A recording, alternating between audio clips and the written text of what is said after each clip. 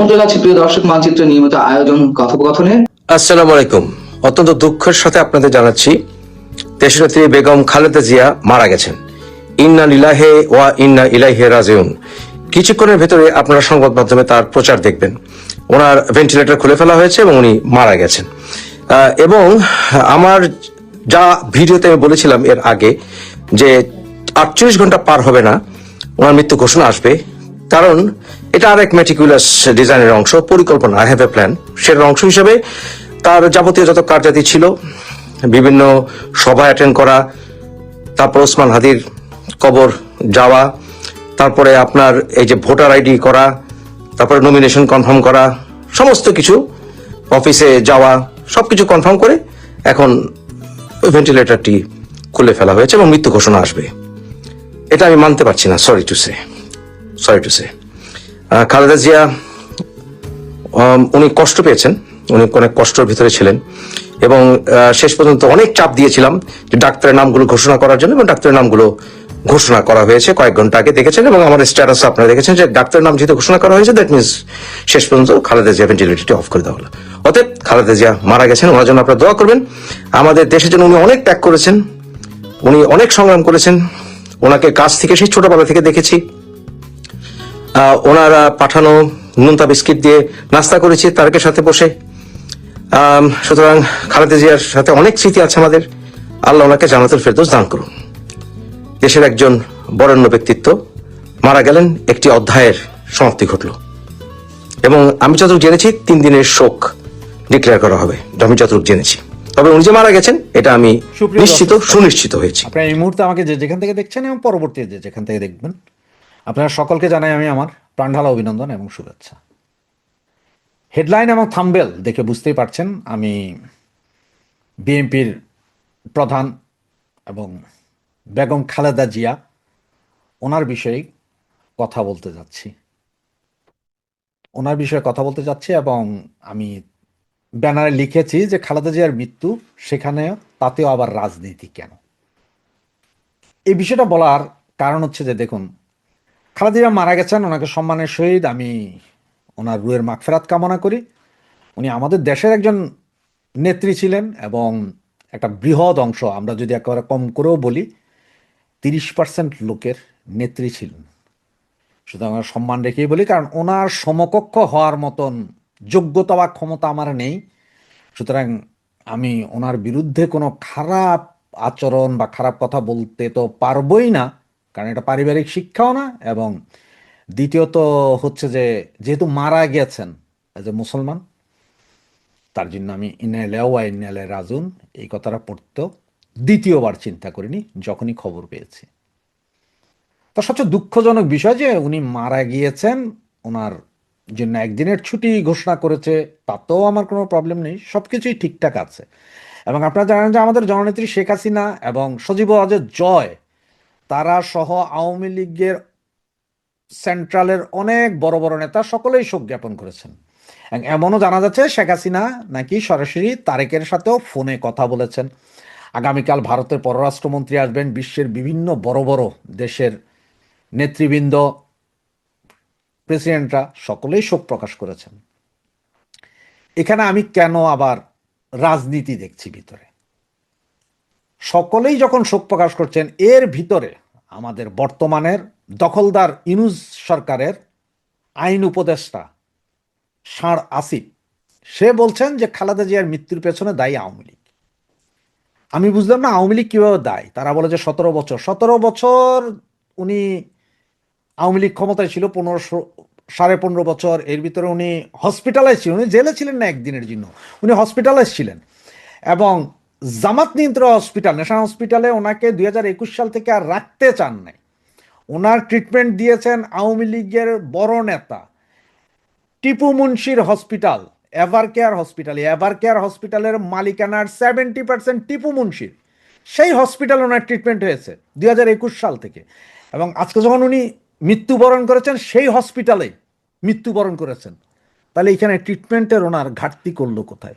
21 সাল থেকেই তো এই হসপিটাল, যে হসপিটালের উপর খালেদা জিয়ার নিজের একটা ভালোবাসা ছিল বা কনফিডেন্স ছিল যে এই হসপিটালে ট্রিটমেন্ট হবে, উনি যতবারই অসুস্থ হয়েছেন, উনি নিজেই বলেছেন আমাকে এবার কেয়ারে নিয়ে যাও, কিন্তু জোর করে নেয়নি। আচ্ছা ঠিক আছে, আমি ধরে নিলাম আওয়ামী লীগ সরকার জোর করে এবার কেয়ার হসপিটাল তখন পাঠাইছিল। গত 17-18 মাস ধরে তো এবার কেয়ারে আওয়ামী লীগ নাই। তাহলে এই 17 মাসও তো 3বার গিয়েছেন উনি এবার কেয়ারে, বারবার। এবার কেয়ারে ওনার ট্রিটমেন্ট হয়েছে না, সর্বোচ্চ ট্রিটমেন্ট হাদি, এই যে শুয়োরটা মারা গেল, তারও তো লাস্ট ট্রিটমেন্ট সে এবার কেয়ার হয়েছে। 12 তারিখ গুলি খেয়েছে, 13 তারিখ মারা গেছে, সে এবার কেয়ারতে মরা লাশ সিঙ্গাপুর নিয়ে গেছে তারা।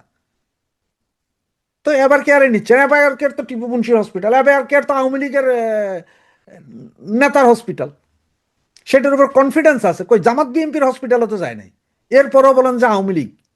এগুলো হচ্ছে যে আসিফ নজরুল তারা এই যে আওয়ামী লীগ মারছে এটার একটা রেশ তুলে, এই কথাটা তুলে আরেকটা গ্যাঞ্জাম লাগানোর চেষ্টা করছেন। কারণ হচ্ছে দখলদার সরকার, দখলদার ইউনুসীয় গভর্নমেন্ট, শুধু এদের কাজই হচ্ছে এটা।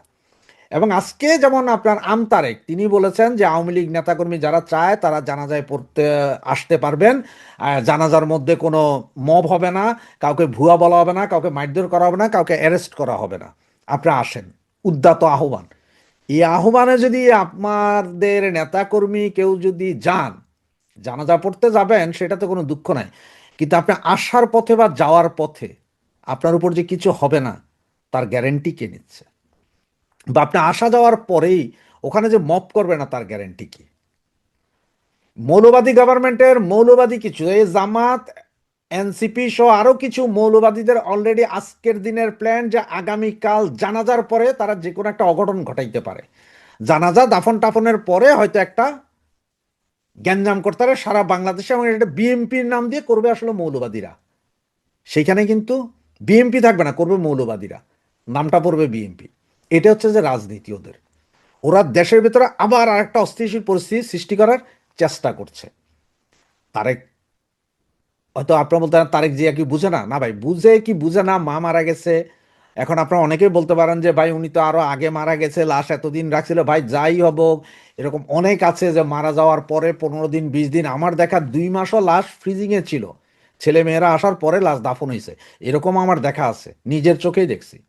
সুতরাং উনি মারা গিয়েছেন আগে না পরে সেটা আমার জানার বিষয় না, আজকে ডিক্লেয়ার হয়েছে, এখন আগামীকাল ওনার দাফন হবেন।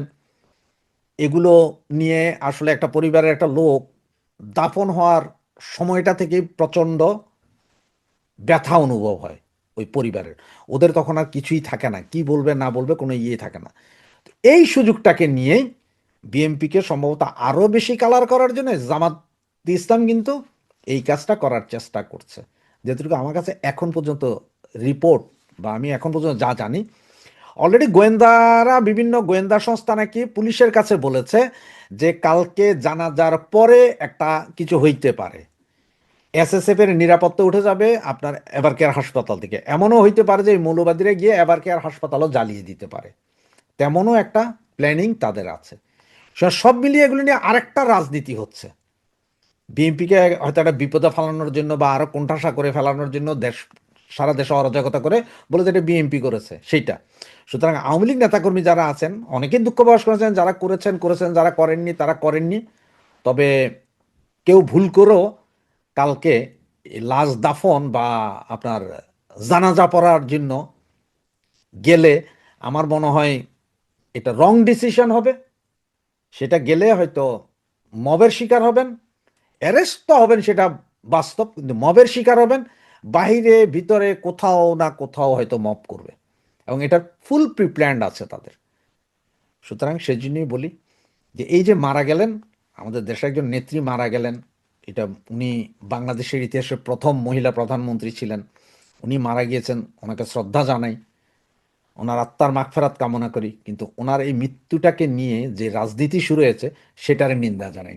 সুতরাং আপনারা সকলে এই বিষয়টাকে একটু নজর দিয়ে চিন্তা করেন।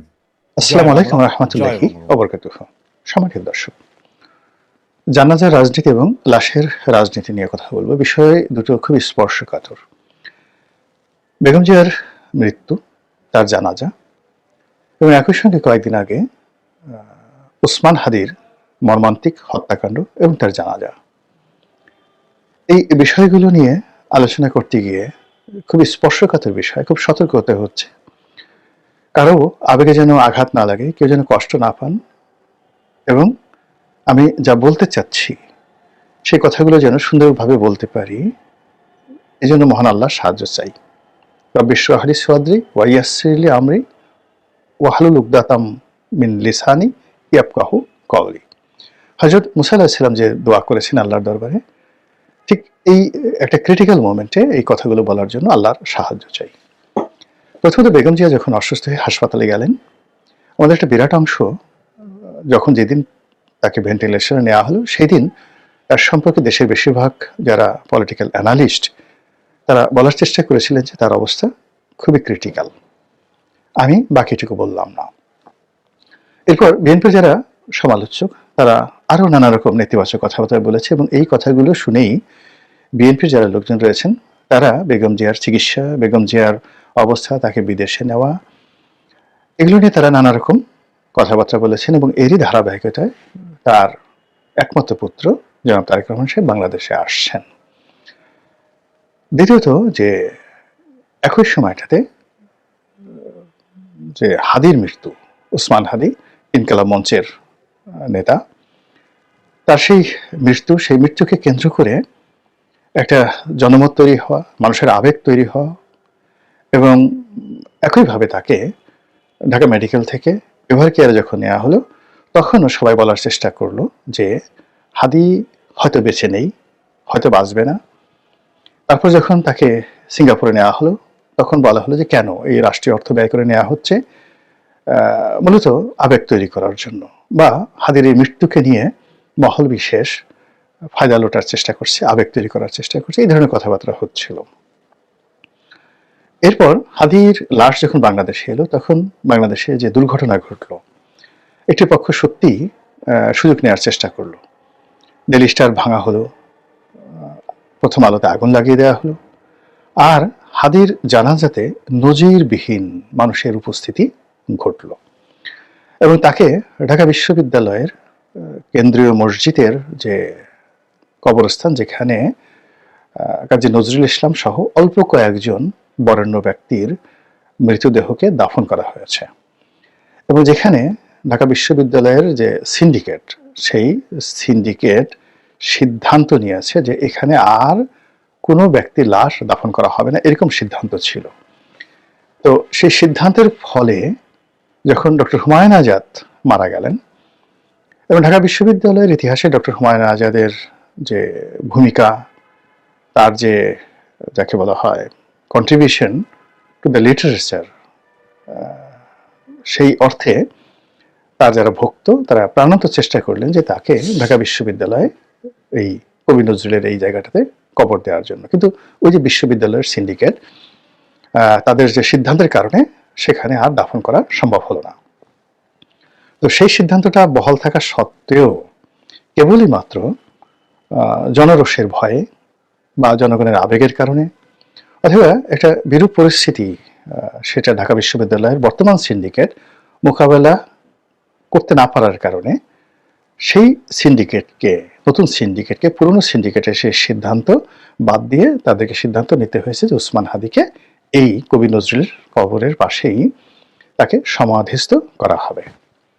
তো এটা অনেকে মনে করছেন যে ওসমান হাদিকে আবার শহীদের মর্যাদা দেওয়া হয়েছে, এবং তাকে নিয়ে বাংলাদেশের যে রাজনীতির একটা অংশ, মহল বিশেষ রাজনীতি, বিশেষ করে জামায়াত ইসলামী, ওসমান হাদির এই হত্যাকাণ্ড, মৃত্যুকে নিয়ে তারা রাজনীতি করার যে চেষ্টা করছেন, এটা নিয়ে আমাদের দেশে যখন যাকে বলা হয় নানা রকম তর্ক বিতর্ক চলমান, আবার জামাতের লোকজন হয়তো না, কিন্তু আরো অনেক লোকজন বেগম জিয়ার হাসপাতালে অসুস্থতা, তারেক জিয়ার দেশে ফিরে আসা, তারপরে ডক্টর জুবাইদুর রহমানের ফিরে আসা, বেগম জিয়াকে অসুস্থ অবস্থায় ইংল্যান্ডে নেওয়ার জন্য সেই কাতারের এয়ার অ্যাম্বুলেন্স আসা না আসা, এবং সর্বশেষ তার মৃত্যুর যে ঘটনা, এগুলোর মধ্যে বহু মানুষ যে রাজনীতির গন্ধ পেয়েছে, এগুলো নিয়ে আমি আর এখন কোনো কথা বলবো না।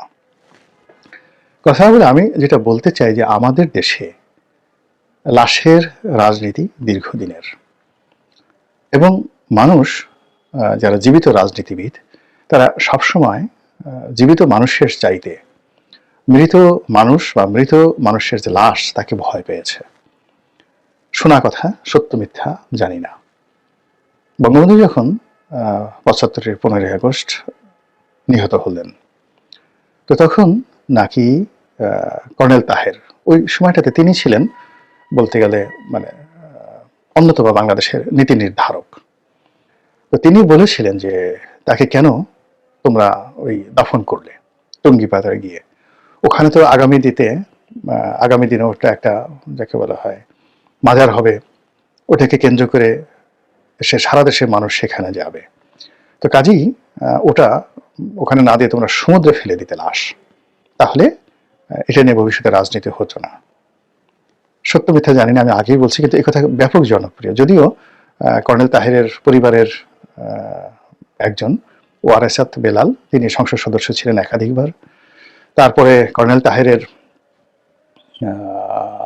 মেয়ে বা অন্য যারা আছেন, আরেক ভাই জাহাঙ্গীরনগরের প্রফেসর আনোয়ার জাহাঙ্গীরনগর ইউনিভার্সিটির ভাইস চ্যান্সেলর হয়েছিলেন।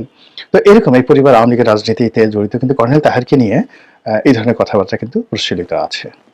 আবার প্রেসিডেন্ট জিয়াউর রহমানকে যে চন্দ্রিমা উদ্যানে যেখানে দাফন করা হলো, ওই সময়টিতেও কিন্তু এরকম হাদির এই যে মৃত্যুকে নিয়ে যে সেন্টিমেন্ট, যে আবেগ, ওই আবেগটা তখন ছিল।